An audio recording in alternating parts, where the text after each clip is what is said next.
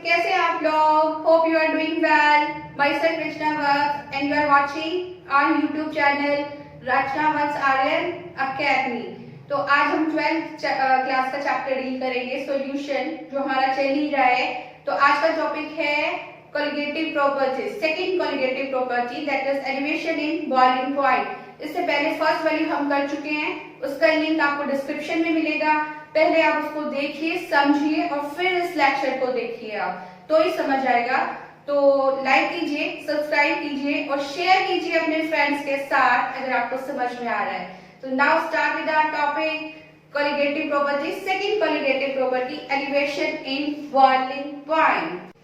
तो first property में हमने पढ़ा था, डिस्कस किया था कि अगर एक सॉल्यूशन है उसमें हम सॉल्वेंट एंड सॉल्यूट दोनों होते हैं, तो सॉल्वेंट वोलेटाइल हो और एक नॉन वोलेटाइल सॉल्यूट अगर हम ऐड करते हैं तो उसका वेपर प्रेशर डिक्रीज हो जाता है। सॉल्वेंट में अगर हमने, या आप कह सकते हैं अगर सॉल्यूशन में हमने नॉन वोलेटाइल सॉल्यूट ऐड करा तो वेपर प्रेशर डिक्रीज हो जाएगा। तो वेपर प्रेशर डिक्रीज हो गया, ये वाले जो कंपोनेंट हैं ये वेपर्स में कन्वर्ट ही नहीं हो रहे।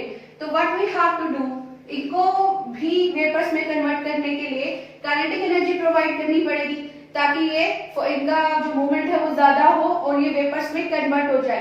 तो इनको ज्यादा काइनेटिक एनर्जी कैसे मिलेगी? अगर हम टेम्परेचर इंक्रीज करें। अगर हम इस सॉल्यूशन का टेम्परेचर इंक्रीज करते हैं तो ये काइनेटिक एनर्जी भी ज्यादा हो जाएगी सॉल्यूट पार्टिकल्स की, और वो भी वेपर्स में कन्वर्ट होंगे। तो टेम्परेचर हमें इंक्रीज करना है। So we have to increase the temperature. अगर हम टेम्परेचर इंक्रीज करेंगे, इनकी काइनेटिक एनर्जी बढ़ेगी और ये वेपर्स में कन्वर्ट हो जाएंगे। तो we have to increase the temperature, means boiling start हो जाएगी। राइट, बॉइलिंग होगी तो ये वेपर्स में कन्वर्ट होंगे, जो सोल्यूट पार्टिकल्स हैं वो, तो बॉइलिंग स्टार्ट हो जाएगी। तो what do mean by boiling या boiling temperature? The temperature at which the vapour pressure becomes equal to the atmospheric pressure. The temperature at which vapor pressure becomes equal to the atmospheric pressure. What does this mean? इसका मतलब है कि कुछ vapour pressure है, vapours हैं जो liquid की surface पे हैं, इवेपोरेट होना चाहते हैं, लेकिन एयर का जो प्रेशर लग रहा है वो उनको सप्रेस कर रहा है। तो जब तक वेपर प्रेशर में इतनी काइनेटिक एनर्जी नहीं आएगी कि वो सरफेस को छोड़कर निकल जाए, मतलब बॉयल होना स्टार्ट हो जाए, तो इसके लिए वेपर प्रेशर को क्या होना पड़ेगा? एटमॉस्फेरिक प्रेशर के इक्वल या उससे थोड़ा ज्यादा होना पड़ेगा, तभी वो लिक्विड की सरफेस छोड़कर इवेपोरेट होना स्टार्ट होंगे।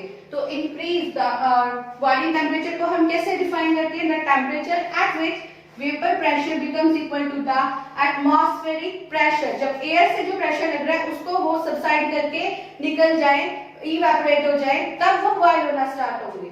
राइट, तो इसके लिए हमें ग्राफ ड्रॉ करें। सो ग्राफ ड्रॉ करेंगे वेपर प्रेशर और टेम्परेचर के बीच, और टेम्परेचर को केल्विन में लेना है। राइट, तो सॉल्वेंट का वेपर प्रेशर सपोज ये है, जैसे जैसे टेम्परेचर बढ़ा वैसे वैसे वेपर प्रेशर बढ़ा, ज्यादा से ज्यादा मॉलिक्यूल सॉल्वेंट के वेपर्स में कन्वर्ट हुए और उनका वेपर प्रेशर इंक्रीज हो रहा है।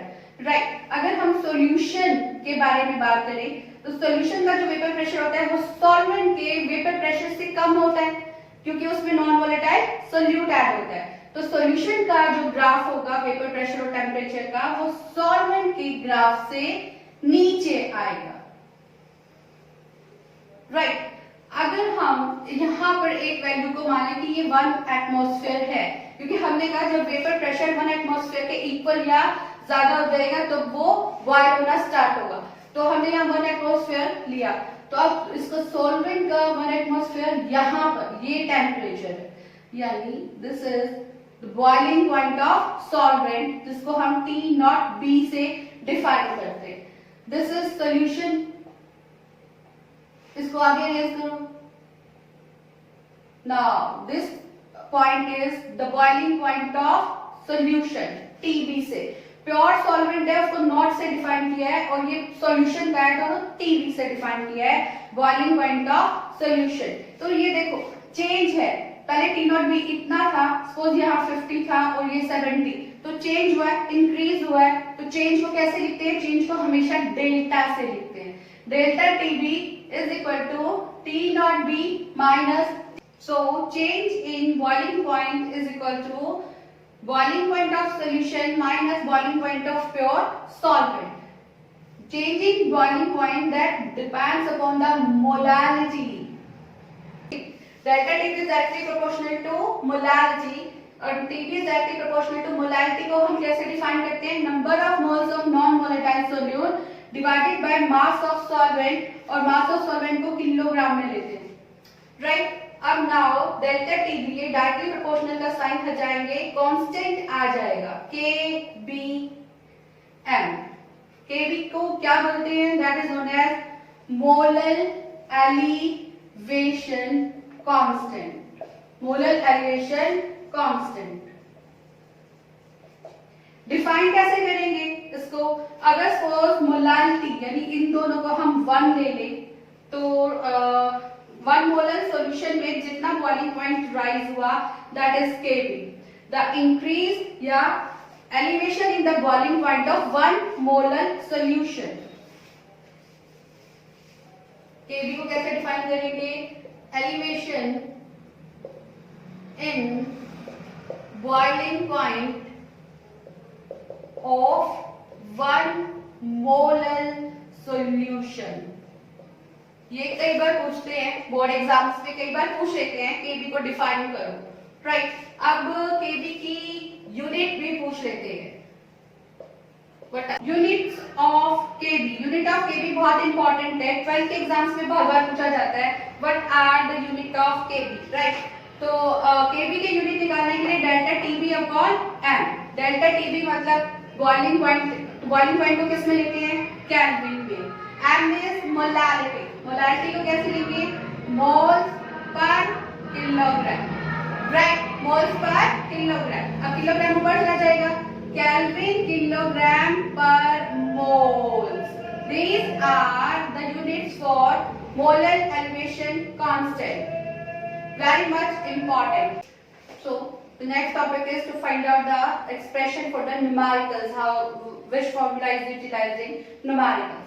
So delta TB is equal to KB into M. ये हमें पता है delta TB change in boiling point is directly proportional to molarity and molarity directly proportional को हटाकर constant आया है molar elevation constant. Delta TB is equal to KB into M.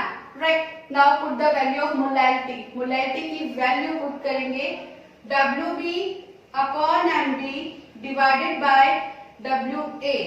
अब क्योंकि हम weight of solvent को किलोग्राम में नहीं ग्राम में लेंगे तो it should be multiplied with 1000. Right? हमें क्या निकालना है? MB. तो MB is equal to 1000 into KB into WB divided by WA into delta TB. Right? This is the formula for numericals. सीधा फॉर्मूला पुट करना होता है, न्यूमेरिकल्स में वैल्यू दी होती है, केबी मोस्टली गिवन होता है, केबी इज फॉर सॉल्यूशन और ये फिक्स्ड रहता है न्यूमेरिकल्स में, इसकी वैल्यू ऑलरेडी गिवन होती है, तो just put the value and calculate, right? So this is our topic second conjugative property that is elevation in boiling point. सो अगर आपको समझ में आया है लाइक कीजिए, शेयर कीजिए अपने फ्रेंड्स के साथ एंड सब्सक्राइब कीजिए चैनल को और stay tuned us for the next topic.